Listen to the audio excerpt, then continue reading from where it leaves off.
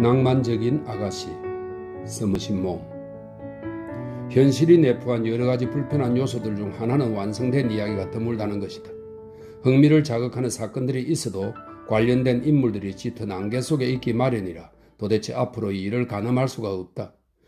우리가 예상한 불가피한 재앙은 전혀 불가피한 것이 아니며 엄청난 비극은 예술성이 결여된 잡담 수준의 총극으로 축소되고 만다. 늙어갈수록 불리한 점들이 늘어나지만 오래전 목격한 특정 사건들의 결과를 확인할 기회가 있다는 점에서 보상을 받기도 한다. 늙어가는 것의 이점들이 꽤 많다는 것을 인정한다. 절대 알 수 없을 거라고 포기했던 이야기의 결말이 전혀 예상하지 못한 순간에 떡하니 눈앞에 등장한 것이다. 사내 스테반 후작 부인을 그녀의 자동차까지 배웅한 뒤 호텔로 돌아와 라운지에 다시 앉았을 때 나는 이런 생각을 했다. 그리고 칵테일을 한 잔 주문하고 담뱃불을 붙인 뒤 생각을 정리하려고 마음을 가라앉혔다. 이 새롭고 멋진 호텔은 유럽의 여느 최상급 호텔과 다를 바 없었다. 신식 수도시설에 혹해서 세비야에 오면 늘 묵었던 구식의 고풍스러운 호텔 대 마드리드를 버리고 온 것이 벌써부터 후회가 되었다. 지금 묵는 호텔에서는 웅장한 카달키비르 강의 풍경이 보였지만 그것이 일주일에 2~3번 바 라운지 전체에서 열리는 대당상, 오후에 차를 마시면서 갖는 댄스 타임입니다. 대당상, 재즈 악단의 시끄러운 음악 소리가 묻힐 정도로 멋쟁이들이 활기차게 제자를 그리는 그 풍류에 비할 수는 없었다. 이날 오후 내내 외출했다가 돌아와 보니 한 무리의 사람들로 호텔이 시끌벅적했다. 나는 내 방으로 곧장 올라가려고 안내 데스크로 가서 방 열쇠를 달라고 했다. 하지만 호텔 수인은 내게 열쇠를 건네면서 어떤 숙녀분이 나를 찾아왔다고 말했다. 나를요? 손님을 무척이나 만나고 싶어 합니다. 사내 스테반 후작 부인이세요?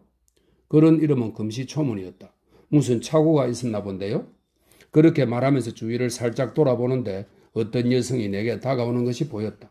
그녀는 두 팔을 활짝 벌리고 입가에는 환한 미소를 머금고 있었다. 기억을 아무리 더듬어도 내 평생 한 번도 만난 적이 없는 여자였다. 그녀가 내 손을 두 손을 잡더니 따뜻하게 흔들었다. 그리고 유창한 프랑스어로 말했다. 오랜만에 다시 만나니 정말 반갑네요. 당신이 여기 묵고 있다는 신문기사를 읽고 꼭 연락해야겠다는 생각이 들었어요. 그때 같이 춤추고 나서 시간이 얼마나 흐른 거죠? 까마득하네요. 아직도 춤춰요? 난 여전해요. 할머니가 됐지만요. 몸이 뚱뚱해도 신경 안 써요. 그래서 더 뚱뚱해지지 않는 거예요.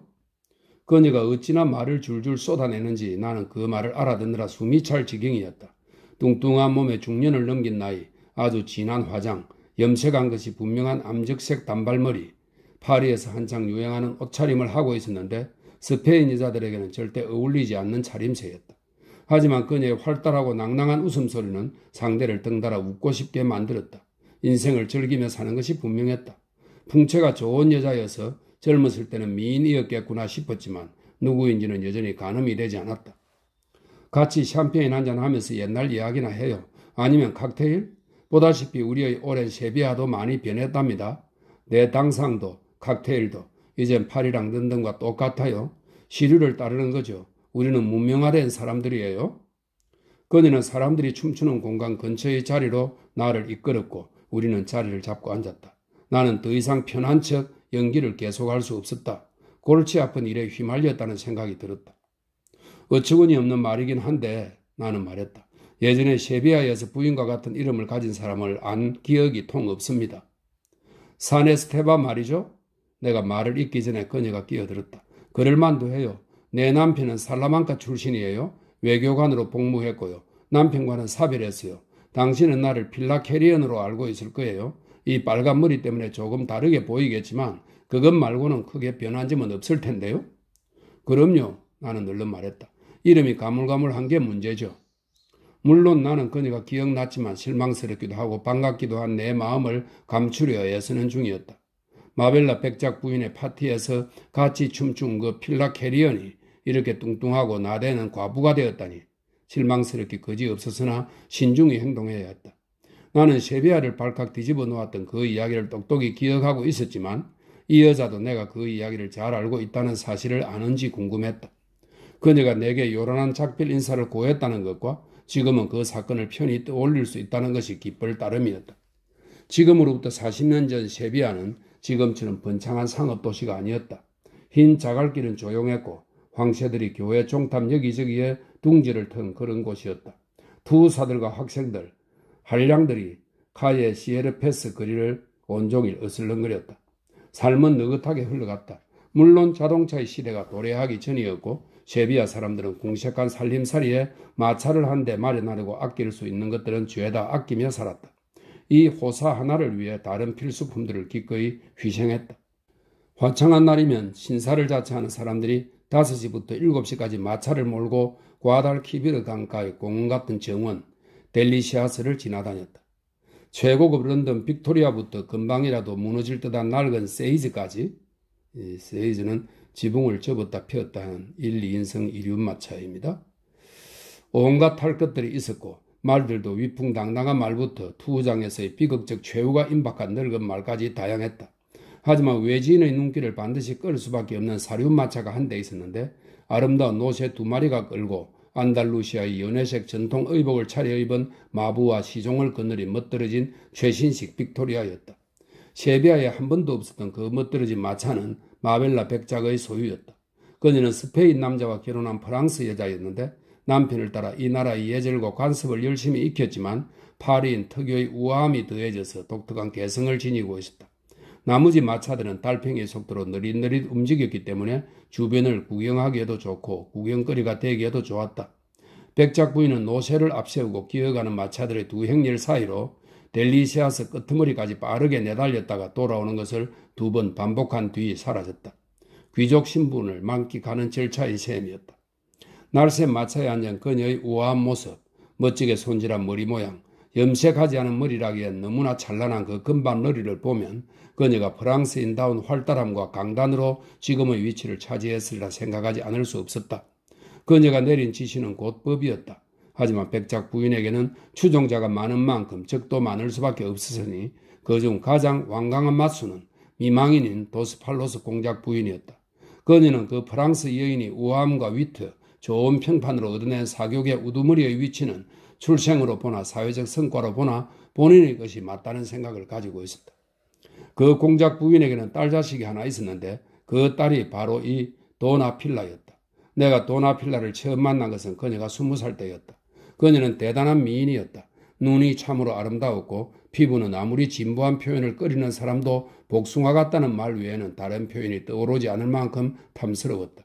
몸매가 아주 날씬한 데다 키도 스페인 여자로서는 상당히 컸고 붉은 입술과 눈부시게 새하얀 치아를 자랑했다. 풍성하고 윤기나는 검은 머리는 당시의 스페인 스타일로 정교하게 손질되어 있었다. 그녀의 매력은 끝이 없었다. 검은 눈망울에 어린 그 불꽃, 미소의 온화함, 동작이 발산하는 유혹이 어찌나 강렬한 열정을 암시하는지 여간 아름다운 것이 아니었다. 스페인의 명문가들은 딸들을 결혼 정년기까지 외부에 노출하지 않는 오랜 관습이 있었지만 그녀는 그것을 깨려 애쓰는 세대였다. 나는 그녀와 자주 테니스를 쳤고 마벨라 백작 부인의 파티에서 그녀와 춤을 추었다. 공작 부인은 샴페인이 나오고 앉아서 식사하는 프랑스 여인의 파티를 겉만 번드르르 하다고 평가하면서 1년에 2번 자신의 어리어리한 저택을 사교계에 공개하고 레모네이드와 비스킷을 대접했다. 하지만 남편이 생전 그랬듯 투 황소들을 기르고 젊은 황소가 시험 출장을 나갈 때면 친구들을 초대해 아주 유쾌하고 소탈하게 피크닉 오찬을 열었다. 그러나 공작 부인을 둘러싼 반복적인 상황은 나의 낭만적인 상상력을 사로잡았다. 한 번은 공작 부인의 황소가 투구장에서 싸우게 되어 밤중에 도나필라를 호위하는 남자들과 같이 마차를 타고 간 일이 있었다. 도나필라의 차림새는 고야의 그림 중 앞장서서 대회를 이끄는 인물을 떠올리게 했다. 안달루시아 산말들이 끄는 마차를 타고 거세한 수소들에 둘러싸여 쿵쿵 따라오는 황소 6마리를 거느린 채 밤길을 달리는 것은 참으로 신나는 경험이었다. 부유하거나 귀족 혈통이거나 혹은 둘 다인 남자들은 줄을 서서 도나필라에게 청혼했지만 그녀는 어머니의 불평에도 아랑곳하지 않고 그들을 모두 거절했다. 15세 결혼한 공작 부인으로서는 20살이 되도록 아직 미혼인 딸이 못마땅할 수밖에 없었다. 공작 부인은 딸에게 왜 꿈을 그리느냐, 까다롭게 굴어야 좋을 것 없다, 결혼하는 것이 너의 의무라고 말했다. 하지만 필라는 고집을 꺾지 않았고 매번 구실을 달아서 구원자들에게 번번이 퇴짜를 놓았다. 이후 그 내막이 밝혀졌다. 공작 부인은 날마다 딸과 같이 커다란 구식 랜도를 타고 이 랜도는 마차 지붕을 접고 펼 수 있는 사륜 마차입니다. 구식 랜도를 타고 델리시아스를 돌아보곤 했는데 도중에 산책로를 오르내리는 백작 부인을 지나치곤 했다. 두 부인네들은 서로 앙숙이었기 때문에 본체만체했지만 필라는 그 멋들어진 마차와 아름다운 잿빛 노새 두 마리한테서 도저히 시선을 떼지 못하다가 백작 부인의 시큰둥한 시선을 피하느라 그 마차를 몰고 가는 마부에게 눈길을 돌렸다. 그 마부는 셰비야에서 가장 잘생긴 남자였고 아름다운 제복을 갖추어 입은 맵시가 가히 일품이었다. 그 순간 무슨 일이 있었는지 누가 알겠는가마는 필라는 갈수록 마부의 생김새에 마음이 끌렸던 모양이다. 이후의 상황은 비밀에 쌓여있지만 두 사람은 만남을 갖게 되었다. 스페인의 계급사회는 묘하게 혼란스러운 면이 없지 않아서 집사가 주인보다 훨씬 고귀한 경우가 없지 않다. 필라는 그 마부가 레온 가문의 먼 후손임을 알게 되었다. 안달루시아 지방에서 레온 가문은 가장 유명한 집안이었다. 출생에 관한 한 둘의 우열을 가리기가 어려웠다. 다만 그녀의 삶이 공작의 저택에서 흘러가는 동안 운명은 그에게 빅토리아 마부석에 앉아 밥벌이를 하라고 강요했다. 하지만 높다란 마부석에 앉은 덕에 세비야에서 가장 어려운 아가씨의 이목을 끌었으니 이것도 그리 유감스러운 일은 아니었다. 그들은 폭풍 같은 사랑에 빠졌다. 공교롭게도 하필 이때 지난해 여름 산세바스티안에서 만났던 산세스테반 후작이라는 청년이 공작 부인에게 따님과 결혼하고 싶다는 편지를 보내왔다. 그는 훌륭한 신랑감이었고 두 집안은 필립 2세의 통치 이후 때때로 연대해온 사이였다. 공작 부인은 더 이상 헛소리는 용납하지 않기로 단단히 결심하고는 필라에게 청혼 사실을 통보하면서 미적거리는 것을 더 이상 봐주지 않겠다고 덧붙였다. 핑계댈 생각 없어요. 필라가 말했다. 그럼 무얼 어쩌려고? 나는 너에게 가정이라는 울타리를 충분히 주었어. 호세 레온과 결혼할 거예요? 그게 누구니? 필라는 잠시 머뭇거렸다. 이때 그녀가 얼굴을 붉혔을까? 확실히는 모르겠지만 부디 그랬기를 진심으로 바란다. 그이는 백작 부인의 마부예요. 백작 부인 누구? 마벨라 백작 부인이요. 나는 공작 부인이 또렷이 기억났다. 당시 부인이 얼마나 기함을 했을지는 불을 보듯 뻔하다. 그녀는 분노하고 애원하고 울부짖고 따졌다. 진풍경이 펼쳐졌다. 사람들의 말에 의하면 그녀는 딸의 뺨을 때리고 머리채를 잡았다고 한다. 하지만 내 생각에는 필라도 그런 상황에 처하면 능히 맞받아 치고도 남을 여자다. 필라는 호세 레온을 사랑하며 그도 그녀를 사랑한다고 거듭 말했다. 그와 결혼하겠다는 의지가 굳건했다. 공작 부인은 친족 회의를 소집했다. 그들은 논의 끝에 다 같이 오명을 쓰지 않기 위해서는 필라를 시골로 보내 열병에서 회복될 때까지 그곳에 두어야 한다는 결론을 얻었다. 필라는 풍문으로 그들의 계획을 미리 입수하고 어느 날 밤 모두 잠들었을 때 방 창문으로 몰래 빠져나가 연인의 부모님과 함께 지내는 것으로 그 계획을 무산시켰다. 연인의 부모님은 카탈피르르 강가의 인적 없는 지역, 일명 트리아나의 작은 아파트에 거주하는 점잖은 사람들이었다. 이제는 쉬쉬하는 것이 더 이상 불가능했다. 먹잇감은 던져졌고 카예 시에르페스 거리에 들어선 클럽들은 그 스캔들로 연일 떠들썩했다. 웨이트들은 이웃한 와인 상점에서 들여온 만샤니아는 스페인산 짭짤한 쉐리주입니다. 만사니아를 유리잔에 따라 클럽 회원들에게 내가느라 바빴다. 그들은 그 스캔들을 안주삼아 떠들며 웃으댔고 필라에게 거절당한 구원자들은 연신 축하 인사를 받았다. 용케 화를 면했지 뭔가. 공작 부인은 절망에 빠졌다. 그녀는 국리 끝에 그녀의 충직한 친구이자 고의 신부였던 대주교를 찾아가 열병에 걸린 딸을 설득해달라 간청했다. 필라는 주교들의 궁전으로 불려갔다. 종종 집안 내 분란을 중재해온 그 선량한 노인은 필라에게 그녀의 행각이 얼마나 어리석은 짓인지 최선을 다해 설명했다. 하지만 누가 무슨 말을 해도 그녀가 사랑하는 남자를 저버리도록 설득하지는 못했다. 옆방에서 대기하던 공작 부인도 불려가 마지막으로 딸을 설득했다. 헛사였다. 필라는 허름한 숙소로 돌아갔고 공작 부인은 눈물을 흘리며 대주교와 함께 단둘이 남았다. 신앙심 못지않게 지략이 뛰어났던 대주교는 지금이야말로 이 심란한 여인에게 그의 말이 잘 먹힐 때임을 간파하고는 최후의 방편으로 마벨라 백작 부인을 찾아가 보라고 권유했다. 마벨라 백작 부인은 세비야에서 가장 똑똑한 여자이니 그녀라면 무슨 수가 있을지도 모른다고. 처음에 공작 부인은 펄쩍 뛰며 거절했다. 앙숙에게 아쉬운 소리를 하다니 그런 치욕을 겪을 수는 없었다. 도스팔로스에서 가장 유수 깊은 집안이 곧 무너질 위기였고 대주교는 성가신 여인들을 다루는데 이골이 난 사람이었다. 그가 상냥한 태도를 유지하면서 다시 생각해보라고 교묘히 구슬리자 그녀는 과감히 그 프랑스 여인에게 몸을 던져 자비를 구해보기로 했다. 그녀는 부글부글 끓는 가슴으로 면담을 요청하는 전가를 보냈고 그날 오후 백작 부인의 응접실로 안내되었다. 물론 백작 부인은 이 소식을 가장 먼저 입수한 사람들 중 하나였지만 불행한 어머니의 이야기를 금시초문인 양 귀담아 들었다. 그녀로서는 꽤나 만족스러운 상황이었다. 서로 반목하던 공작 부인을 자기 앞에 무릎 꿇렸으니 대승리가 아닐 수 없었다. 하지만 그녀는 심성이 착한 사람이었고 유머 감각도 있었다. 참으로 난처한 상황이네요. 그녀가 말했다. 내 하인 중 하나가 연루되었으니 안타까운 일이기도 하고요. 하지만 저도 딱히 어쩔 방법이 없네요. 공작 부인은 그 화장한 낯짝을 후려치고 싶었다. 분노를 억누르느라 목소리가 조금 들렸다. 나 혼자 조차고 도움을 요청하는 게 아니에요. 필라를 위해서죠. 나도 알고 모두 알다시피 당신은 이 도시에서 가장 똑똑한 여성이니까요. 내 생각도 그렇고 대주거님 생각에도 분명 살 길이 있을 것이고 당신의 기지라면 그것을 찾아내리라고 믿어요. 백작 부인은 그것이 역겨운 아첨이라는 것을 알고 있었다. 하지만 상관없었다. 기분이 좋았다. 생각 좀 해볼게요. 물론 그 남자가 신사였다면 내 아들을 보내 죽여버렸을 거예요. 하지만 로스 팔로스의 공작이 마벨라 백작 부인의 마부와 결투를 할 수는 없잖아요. 그럴 수는 없죠. 옛날 같으면 훨씬 간단했을 거예요. 악당 두엇을 고용해 밤중에 길바닥에서 그 작자의 목을 따버리면 그만이니까요. 하지만 법이니 뭐니 하는 것들이 엄연한 현실이니 점잖은 사람들이 치욕으로부터 자신을 지킬 방도가 없군요. 나도 훌륭한 마부를 내쳐 이 난관을 돌파할 수 없는 입장이니 안타까울 따름이에요. 백작 부인이 중얼거렸다. 하지만 그자가 내 딸과 결혼한다면 더 이상 당신의 마부 노릇을 할 수가 없죠. 공작 부인은 발끈해 외쳤다. 필라에게 생활비를 주시려고요? 내가요? 땡전 한 푼 못 줘요. 처음부터 필라에게 아무것도 기대하지 말라고 딱 잘라 말해두었어요. 자기들끼리 굶어 죽든 말든 내 할 바 아니에요? 그자를 내 마부로 붙들어 앉힐 방법을 궁리해 봐야겠어요. 우리 집 마구입간 옆에 아주 좋은 방들이 많아요.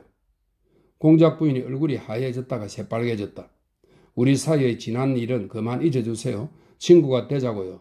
나를 그런 치욕으로 내몰지 마시고요. 내가 당신에게 상처를 준 일이 있다면 무릎 꿇고 용서를 구할 테니 용서하세요. 공작 부인은 울음을 터뜨렸다. 눈물 그치세요, 공작 부인. 마침내 프랑스 여인이 말했다. 내가 어떻게든 해볼게요. 방법이 있을까요? 어쩌면요. 필라가 지금도 그렇고 앞으로도 마음대로 쓸 수 있는 돈이 없는 거 맞죠? 내 허락하에 결혼하지 않는 이상 한 푼도 없어요. 백작 부인이 찬란한 미소를 활짝 지어 보였다. 남부 사람들은 낭만적이고 북부 사람들은 현실적이라는 통념이 있죠. 사실은 그 반대예요. 못 말리게 낭만적인 건 바로 북부 사람들이죠. 당신들 스페인 사람들 틈에서 오랫동안 살아보니 알겠더라고요. 당신들은 아주 현실적이에요. 공작 부인은 상심이 워낙 컸기 때문에 대놓고 꼬집는 발언에도 화를 내지 못했다. 하지만 정말이지 가정스러운 여자였다. 마벨라 백작 부인은 일어섰다. 오늘 중으로 기별이 갈 거예요.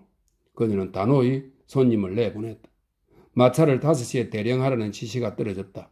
5시 10분 전 백작 부인은 외출 복장을 갖추고 호세를 불러들였다. 연회색 마부복에 당당한 면모의 그는 백작 부인의 눈에도 대단히 멋진 남자였다. 내가 부리는 마부만 아니었어도, 아니 지금은 그런 생각을 할 때가 아니었다. 그는 그녀 앞에 편한 자세로 서 있었지만 정중하면서도 떳떳한 면이 있었다. 몸가짐에 굽실거리는 기색이 전혀 없었다. 에휴, 백작 부인은 혼자말을 중얼거렸다. 이런 종자는 오직 안달루시아에서만 배출될 테지. 그러고는 소리 높여 말했다. 듣자하니 도스팔로스 공작 부인의 따님과 결혼한다면서? 백작 부인께서 반대하시지 않는다면요? 그녀는 어깨짓을 했다. 너가 누구와 결혼하든 내 알 바 아니야. 도나필라가 유산을 한 푼도 못 받는다는 것도 물론 알 테고. 네, 마님. 마땅한 집이 있으니 아내를 건사할 수 있을 겁니다. 그녀를 사랑하고 있어요. 그거야 비난할 수 없지. 아름다운 아가씨니까. 하지만 내게는 결혼한 마부에 대해 뿌리 깊은 반감이 있다는 것을 내 권리로서 밝혀두겠다. 결혼식 날 내 일은 그만둬. 내가 너에게 할 말은 그것뿐이다. 그만 가봐. 그녀는 방금 파리에서 도착한 일간지를 읽기 시작했지만 호세는 그녀가 예상한 대로 꼼짝하지 않았다. 그저 바닥을 내려다보았다. 백작 부인은 금세 고개를 들었다. 왜 꾸물거리지? 마님이 저를 내보내실 줄은 몰랐습니다. 그가 곤혹스러운 말투로 대꾸했다. 너라면 다른 일자리를 얼마든지 찾을 수 있을 거야. 그렇기는 하지만 왜? 뭐가 문제냐? 그네가 날카롭게 물었다. 그는 애처롭게 한숨을 내쉬었다. 스페인을 통틀어 우리 노새 한 쌍을 따라올 놈들은 없을 겁니다. 녀석들은 인간이나 다름없어요. 내가 하는 말을 다 알아듣습니다. 백작 부인은 이미 사랑에 홀딱 빠진 사람이 아니라면 누구나 돌아볼 만한 미소를 그에게 지어 보였다. 그럼 나와 너의 약혼자 중에 하나를 선택해야겠구나? 그는 이 발에서 저 발로 체중을 옮겼다. 담배를 찾느라 손을 주머니에 떼었지만 지금 있는 곳을 떠올리고 동작을 멈추었다. 그는 백작 부인을 흘끔 보았다. 안달루시아에서 오래 산 사람들끼리 통하는 특유의 영민한 미소가 그의 얼굴에 떠올랐다. 그렇다면 망설일 일이 아니죠. 제 신상에 변동이 생긴다면 필라가 이해해야 합니다. 아내는 언제든 구할 수 있지만 이런 자리는 일생에 단 한 번뿐이니까요. 여자 하나 때문에 이걸 포기한다면 바보짓을 하는 거예요. 그것이 모험담의 결말이었다. 호세 레오는 마벨라 백작 부인의 마부로 계속 일했지만 백작 부인은 마차를 타고 델리시아스를 오르내릴 때 자신의 최신식 모자만큼이나 잘생긴 마부를 쫓아 움직이는 무수한 시선들을 느끼곤 했다. 1년 뒤 필라는 산 에스테반 후작과 결혼했다.